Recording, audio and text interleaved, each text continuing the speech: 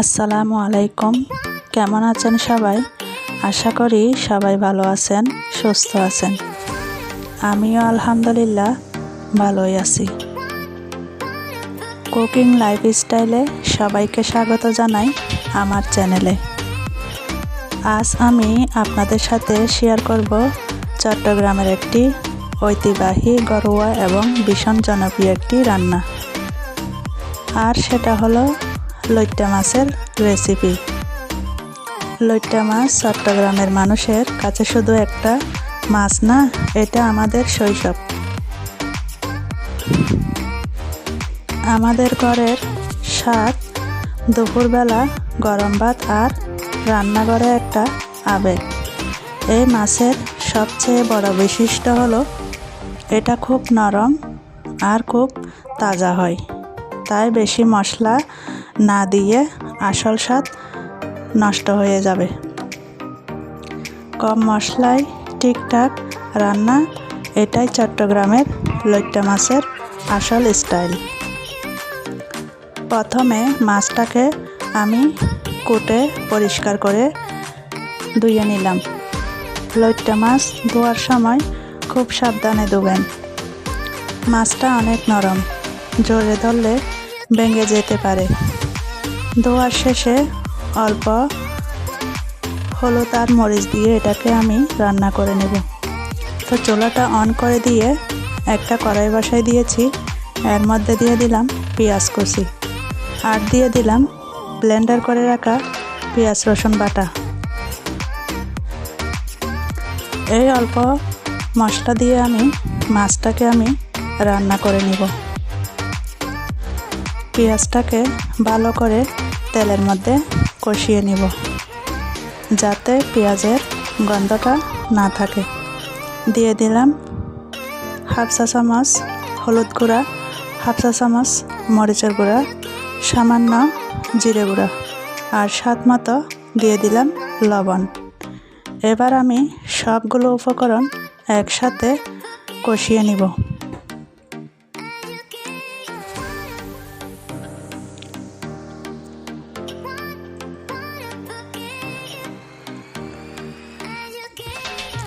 এখন আমি দিয়ে দিলাম ধুয়ে রাখা লইট্টা মাছ। এটাকে কিন্তু আলতো হাতে নাড়াচাড়া করতে হবে। বেশি নাড়াচাড়া করলে এটা ভেঙে যাওয়ার সম্ভাবনা থাকে।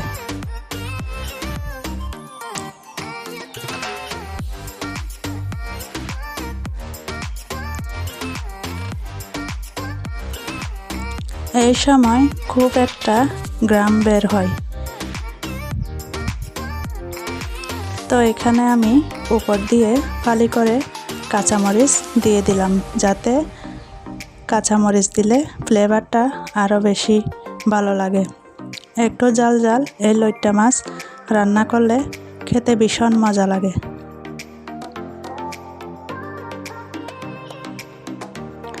যদি আপনি ঝোল পছন্দ করেন তাহলে এই সময়ে অল্প গরম পানি দিতে পারেন।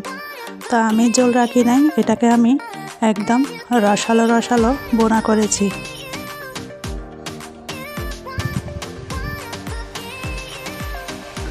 এখন আমি ঢাকনা দিয়ে ঢেকে দিব কিছুক্ষণের জন্য।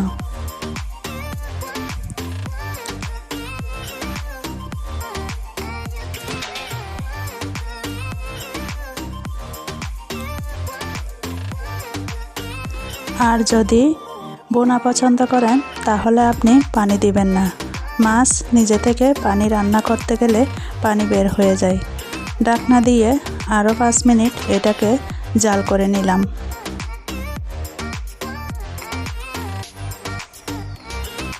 দেখুন এখান থেকে কিন্তু পানি বের হয়ে গেছে। আমি কিন্তু পানি একটুও দিই নাই। রান্না হয়ে গেলে এর উপর দিয়ে ধনিয়া পাতা দিতে পারেন। এখন আমি ধনিয়া পাতা দিয়ে দিলাম। ভালো একটা ফ্লেভারের জন্য দিয়ে দিলাম লেবু পাতা। লেবু পাতা দিলে যে মাছের একটা গন্ধ থাকে ওইটা আর থাকে না। খেতে কিন্তু ভীষণ মজাদার। আপনারা চাইলে স্কিপ করতে পারেন। আমার কাছে ভালো লাগে, তাই আমি উপর দিয়ে লেবু পাতা দিয়ে পরিবেশন করে নিয়েছি। সাথে কিন্তু টমেটো দিয়ে দিয়েছি। এই লইট্টা মাছ সবচেয়ে ভালো লাগে গরম গরম ভাতের সাথে। পাশে যদি থাকেন কাঁচামরিচ বা একটু শুটকির ভর্তা হলে খাবারের স্বাদ আরও অনেক দ্বিগুণ বেড়ে যায়। চট্টগ্রামের লইট্টা রেসিপি আসলে শুধু একটা রেসিপি না, এটা আমাদের সংস্কৃতি, আমাদের মাটির স্বাদ। আশা করি ঐতিহ্যবাহী লইট্টা মাছের রান্নাটা আপনাদের কাছে ভালো লেগেছে। যারা এখনও লাইক দিতে ভুলে গেছেন, একটা লাইক করে দিবেন। চ্যানেলটি সাবস্ক্রাইব করে আমার পাশে থেকে যেতে পারেন। এরকম নতুন নতুন রেসিপি দিলে আপনারা পেয়ে যাবেন। তো বন্ধুরা, আমার এই আজকের লইট্টা মাছের রেসিপি আপনাদের কাছে কেমন লেগেছে সুন্দর মতামত জানিয়ে দিতে পারেন। এখন আমার রান্নাটা হয়ে গেছে, এখন আমি চুলা থেকে নামিয়ে নিলাম। দেখুন মাশাআল্লাহ কতটা লোভনীয় হয়েছে, কালারটা কিন্তু অনেক সুন্দর হয়েছে। এখন আপনাদেরকে দেখিয়ে দিব একটা প্লেটে করে বা কাচের পিরিচে সুন্দর করে পরিবেশন করে দেখিয়ে দিলাম কেমন হয়েছে।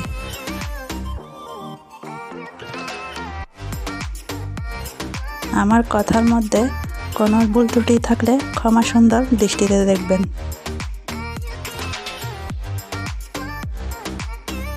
তো সবাই ভালো থাকবেন, সুস্থ থাকবেন, নিজের খেয়াল রাখবেন।